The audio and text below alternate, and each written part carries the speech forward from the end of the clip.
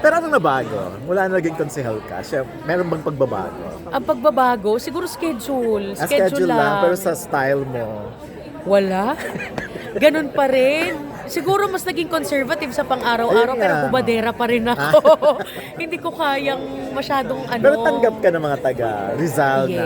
Yes. Kasi nagpakilala ko as ako na eh. Hindi ako yung nagkunwaring Correct, yung intelihente lang or or conservative. mahinhin. Hindi. Talagang kung sino ako, yun na, take it or leave it. Pero- At minahal naman nila ako. Kaya I love Taytay. So anong plano mo sa Taytay?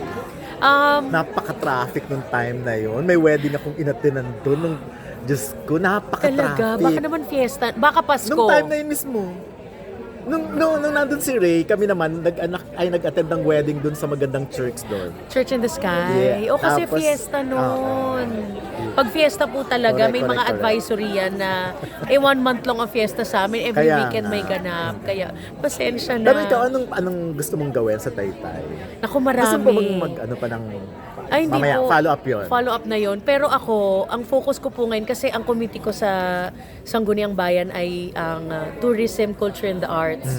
Kaya gusto ko po mag-focus sa mga tourism namin at saka yung Tiangge, kasi we are known as the garment capital of the Ay, yung Philippines. Taytay mismo malapit sa ano. Yes. Yung mga dati bagsakan ay Sa Baklaran yes, or Divisoria. or Ngayon, di ba, Ngayon Taytay na dumadayo ng pinakamura. Kaya gusto kong buhayin yung industriya namin yan dahil napakadaming mga mananahi ang Yes. nakaasa ang kabuhayan sa... And tourism, di ba? Yes, Napakaganda and ng tourism. Rizal. Kaya So far, proud ano po yung- ako sa na-conclude namin na fiesta na kami po ang nag-organize. So ano yung pwede mong ibenta from Taytay? From Taytay, syempre yung mga pagkain namin, yung mga lauya. Yan, mga itik, madaming itik yes, sa the amin. itik. Ano pa ba? Mga Adobong place, mga matanda. lugar. Anong Of course, magandang ang Tiangge. Yung Tiangge Pumunta talaga. kayo sa Tiangge, mag 1,000 peso challenge kayo. Wala nang nabibiling 1,000 na madami ngayon sa mall. Yes. Pero sa Tiangge, makakapag-shopping ka sa buong pamilya. Restaurant or mga... Restaurants, meron isang magandang resort sa amin ng Renato's Place. Napakaganda. Ano yun, Very malaki yung affordable ano? siya. Meron kami kinakainan madalas doon eh. Yung maganda yung Bank lugar. Cafe. Yung mga ganon-ganon din. Saan pa ba? Naku, madami. At napakadaming cafe sa Taytay. Kilala po kami talaga na maraming cafe. So anyway, magkasama kami ni Ray Pumalay sa show sa Aeminin. Oh! So, anong ginawa niya? Papakita ko sa Anong kaharutan ang ginawa ni Ray Pumalay sa Taytay? Ay nako, masaya lang siya. May nang-away Happy, daw happy. sa kanya doon na badi. Talaga ba? Nagselos doon sa kasama niya. Ay, hindi ko kasama alam. ng bading, yes. Wala na yata kami no. Pero nandun kami ni Mayor, happy naman, light Yung lang. mayor niyo ba? Mayor Alan De Leon. Okay. Sa binangonan pala yung sinasabi kong babae. Yes, Anyways, si anong character Mayora mo- Jerry May. Anong character mo dito? Dito, ang karakter ko ay si Lorraine, isa Lorraine. akong PAW lawyer. Okay. At best friend ako ni El Villanueva na si Vanessa. Yan. Kami ang magbe-best friend ni Fons, ako si Vanessa. Nakarelate ka ba ni Katiting sa character mo as PAW lawyer? Oo, kasi ano ako very protective ako bilang kaibigan. Kaya wag mong i-cross ang kaibigan ko dahil talaga makakarinig ka sa akin. At kahit kaibigan ko, sinasabi ko pagka nakikita kong mali or iba dapat ang isipin niya, very vocal ako. So, yun, nakarelate ako sa part na yun na hindi ako mang sugarcoat para lang di masaktan feelings mo. Sasabihin ko talaga, basta't poprotektahan kita. Pero sino pa mga gusto mo makasama? Makatrabaho? Marami-rami ka na rin Madami na. Sinami rin namang nagagawa na. Correct. Pero alam mo, parang namimiss kong yung mga Star Cinema movies dati, parang gusto kong mag-reunion kami nila, Tony and Beauty. Sa starting over yes, again. Yes, oo. No, parang magandang makita kung ano na sila ngayon, mga nanay na sila.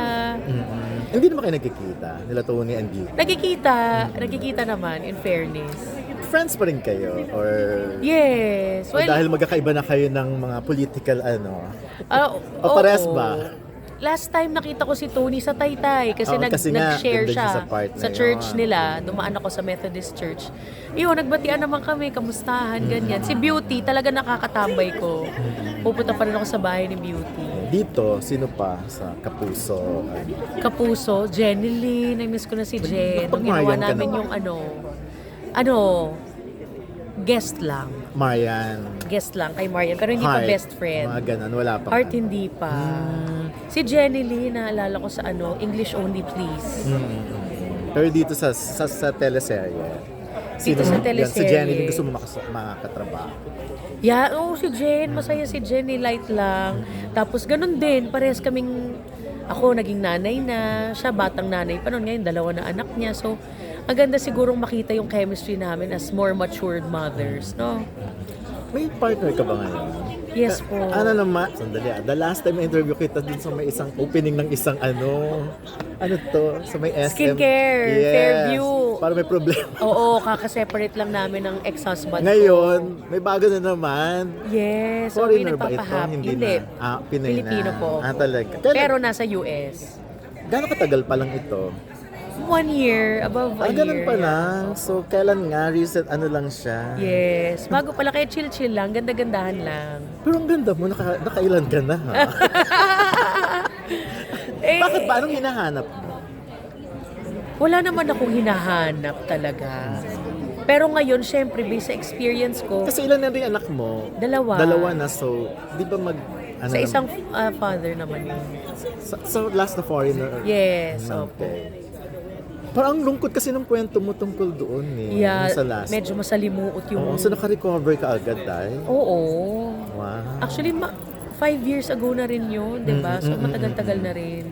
Madami na rin pinagdaanan, madami na rin growth, madami na rin blessing, thank you Lord, na hindi mangyayari kung di kami naghiwalay. Kaya, everything has a purpose talaga. Pero never kang na-trauma sa mga lalaki. Siyempre may trauma.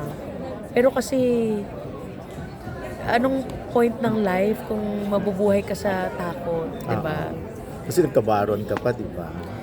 Bata pa ako noon, my God! Bali na, I was like, nakailang what? boyfriend ka? Ay, huwag na Short natin or pag-usapan marami, yung diba? bilang. Marami na ako experience as a 37-year-old. Pero yun nga, anong meron sa'yo? Parang gustuhin ka rin ng mga kalalakihan. Yeah. Ano bang ino-offer mo? Oh, Bukod sa beauty. ang puso ko. Ang puso kong napakalaki. Ah, Yes. Pero yun nga, basta walang trauma, no regrets sa No mga pinagdaanan regrets. mo. Because lalo yung last, may anak naman eh. Correct. Lahat Mahirap ba? may naging pa rin naman kahit na may masasakit na Ayun, napagdaan. mahirap magpalaki ng 2 Sobra. anak na ikaw Lalo lang. ako lang. Oo. Lahat ba yan? Financial? Yes, opo. Ako lang. Well, malaking bagay na kasama ko pamilya ko, my dad, my mom, mga kapatid ko. So, kung wala sila, siguro mas mahirapan pa ako. Okay. Nakakatawa.